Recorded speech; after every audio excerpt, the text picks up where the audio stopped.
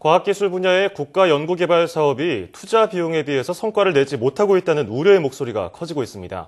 대학과 출연연의 과학자들이 연구비에 치중해서 국가와 사회가 요구하는 일을 제대로 하지 못하고 있다는 지적 또한 확산되고 있습니다. 네, 이 시간은 서강대 이덕환 교수와 함께 국가 연구개발 사업이 나아갈 방향에 대해서 이야기 나눠보겠습니다. 교수님 안녕하십니까? 네, 안녕하세요. 네, 이 과학기술 연구개발 사업에 대해서 어떤 비판이 일고 있는 겁니까? 네, 최근에 그 4대 일간지 중 한 곳에서 과학기술 분야의 국가 연구개발 사업에 대해서 매우 비판적인 지적을 했습니다. 네. 한마디 한마디가 정말 비수처럼 뼈아픈 지적이었습니다.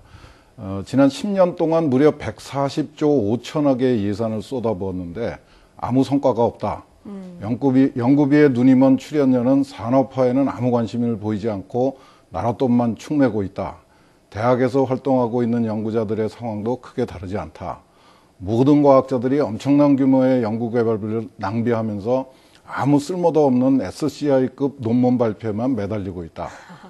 그동안 추격형이었던 연구개발 사업을 선진국과 같은 창조형으로 바꾼다고 떠들썩하더니 결국에는 상용화도 놓치고 핵심 기술도 놓쳐버렸다. 결론적으로 세계 최고 수준의 투자를 계속했지만은 얻은 열매는 아무것도 없다는 정말 비판적인 지적이었습니다. 네. 좀 안타까운 것은 이번 보도에서 이런 사태가 왜 이렇게 됐고 대안은 무엇인지 이런 것에 대한 고민은 전혀 찾아볼 수가 없었습니다. 하여튼 지적은 뼈아픈 거였습니다. 그 과학계에 계신 분들은 굉장히 속상하다, 좀 억울하다 이런 분들도 계실 것 같아요.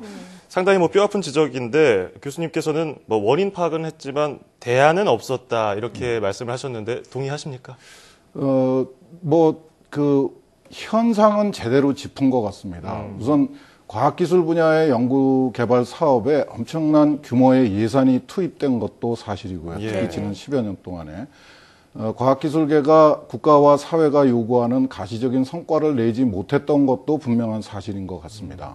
물론 변명은 할 수 있을 것 같아요. 과학기술 투자는 당장의 성과가 나오는 게 아니고 오랜 시간이 걸리는 거다. 더욱이 과학기술 컨트롤 타워 역할을 하던 과학기술부가 해체된 이후에는 지금까지 국가 연구개발 사업 자체가 제 갈 길을 찾지 못하고 흔들렸고 출연연의 개혁도 제대로 추진하지 못했다. PBS를 비롯한 제도적 문제도 심각하고 유능한 인력도 지금 확보하기 굉장히 어려운 형편이다. 이런 변명을 할 수가 있을 것 같습니다. 그런데 이런 상황에서 지금 특히 우리 과학기술계가 처하고 있는 상황에서는 그런 변명은 옹색하게 들릴 수밖에 없습니다. 과학기술계 입장에서는 좀 억울한 면이 있겠지만은 하여튼 좀 뭔가 달라지는 모습을 보여줘야 될 때인 것 같습니다. PBS를 비롯한 제도적 문제가 심각하다고 하셨는데 PBS가 뭔가요? 이제 쉽게 말씀드리면 자기가 연구할 돈을 자기가 가서 따와야 된다 이런 겁니다. 그렇군요. 네. 사실 이 녹색 성장과 창조 경제라는 것이 다 과학기술을 기반으로 하는 거잖아요. 근데 이 부분이 그래도 과학기술 좀 잘 나가고 이제는 잘 하고 있지 않나 이런 시각으로 바라보고 싶었는데 그렇습니다. 갑작스럽게 이런 보도가 터지게 된 이유가 있습니까? 중앙일간지가 갑자기 과학기술 전체에 대해서 굉장히 부정적인 기사를 무려 3개 지면에 대해서 엄청난 규모로 보도를 했습니다. 이런 일은 굉장히 이례적인 일이죠. 물론 언론사가 나름대로 사태를 심각하게 인식했기 때문일 겁니다.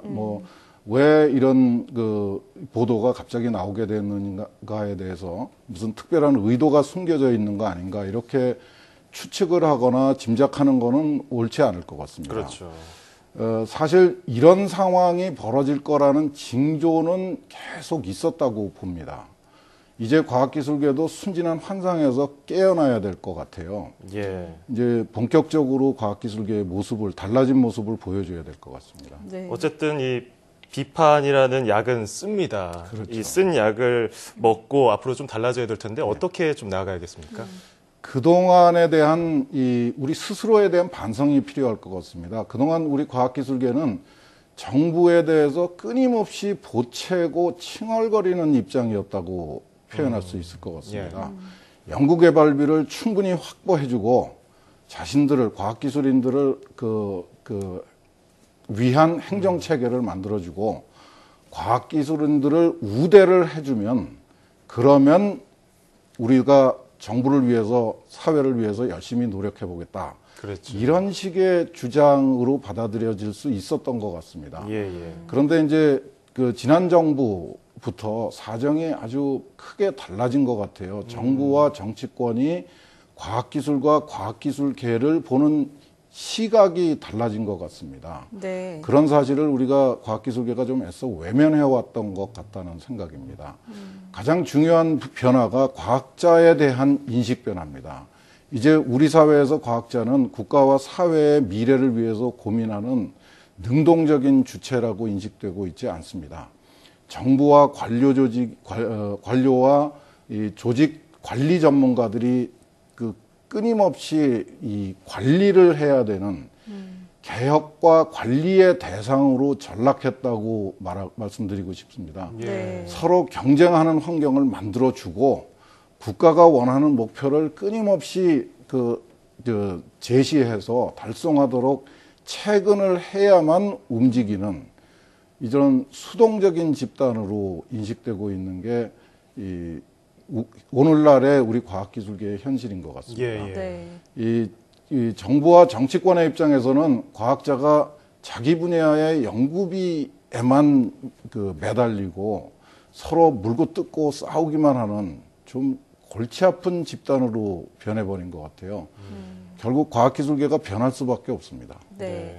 이 과학기술계에 대한 부정적인 인식 정말 변해야 될 텐데 과학기술계가 변하려면 과연 어떤 노력을 기울여야 될까요? 이 쉬운 일이 아닌 것 같아요. 이제 과학기술계가 스스로 움직이고 좀 문제를 정리하고 앞으로 나가는 모습을 보여줘야 될 것 같은데 국가와 사회의 미래를 위해서 심각하게 고민하는 모습을 보여주는 게 제일 중요할 것 같습니다. 한 발 더 나가서 우리 과학자들이 과학기술계 스스로를 개혁하고 스스로의 문제점을 바로잡을 수 있는 자정 능력을 가지고 있는 주체적이고 자존감 있는 집단이다 하는 모습을 먼저 보여줘야 될 것 같아요. 수도권과 지방, 기초와 응용, 원자력, BT, ICT 이러면서 서로 분열되고 갈등하는 모습을 빨리 정리해야 될 것 같아요. 예. 좀 우후죽순처럼 생겨나고 있는 한림원, 총연합회, 학회 이런 것들도 좀 정리할 필요가 있을 것 같습니다. 네네. 과학기술계가 자발적으로 나서서 진정한 의미의 과학기술 기본계획이라는 것도 만들고 우리 사회의 미래를 우리 과학기술계가 책임지겠다. 이렇게 주장하는 신중한 모습을 보여줘야 됩니다. 예. 과학기술계의 파편화된 의견을 이렇게 합리적으로 조율하는 시스템도 갖춰야 되고요.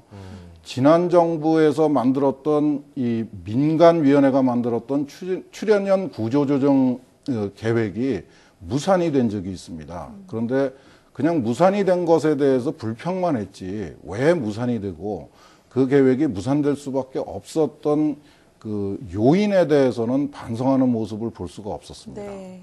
이런 것들이 변해야 될 것 같아요. 이제는. 예. 이제는 정부에 의해서 변한다 그러면은 이 문제는 전혀 해결이 될 가능성이 없고요. 예. 과학기술계 스스로의 노력에 의해서 새길을 찾아가는 그런 재정적 모습을 노력이 보여줘야 될 것 같습니다. 네, 끊이지 않는 비판적인 시선을 받고 있는데 과학계가 스스로 객관적인 시선을 갖는 게 참 중요해 보입니다. 이게 연구비를 확보하는 것만큼이나 스스로 성장할 수 있는 능력을 갖추는 것도 필요해 보입니다. 자, 지금까지 서강대 이덕환 교수와 함께 이야기 나눠봤습니다. 오늘 고맙습니다. 예.